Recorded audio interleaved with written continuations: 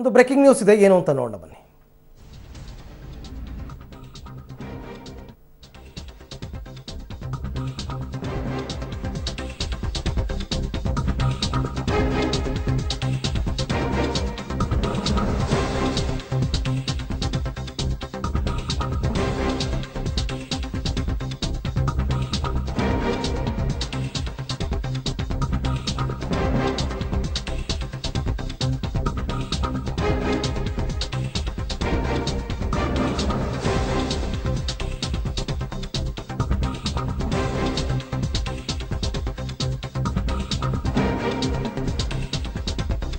ಪ್ರಧಾನಿ ನರೇಂದ್ರ ಮೋದಿ ವಿರುದ್ಧ ಮತ್ತೊಮ್ಮೆ ಹರಿಹಾಯ್ದಿದ್ದಾರೆ ಕಾಂಗ್ರೆಸ್ ಅಧ್ಯಕ್ಷ ರಾಹುಲ್ ಗಾಂಧಿ.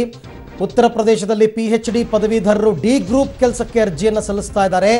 ರೈತರ ಬೆಳೆಗೆ ಸರಿಯಾದಂತಹ ಬೆಲೆ ಸಿಗ್ತಾ ಇಲ್ಲ ನಮ್ಮ ದೇಶದಲ್ಲಿ, ಯುವಕರಿಗೆ ಕೆಲಸ ಸಿಗ್ತಾ ಇಲ್ಲ, ಕಷ್ಟಪಟ್ಟು ದುಡಿಯುವವರಿಗೆ ಬೆಲೆನೇ ಇಲ್ಲದಂತಾಗಿದೆ ಅಂತ ಪ್ರಧಾನಿ ಮೋದಿ ವಿರುದ್ಧ ರಾಹುಲ್ ಗಾಂಧಿ ಮತ್ತೊಮ್ಮೆ ವಾಗ್ದಾಳಿಯನ್ನ ನಡೆಸಿದ್ದಾರೆ.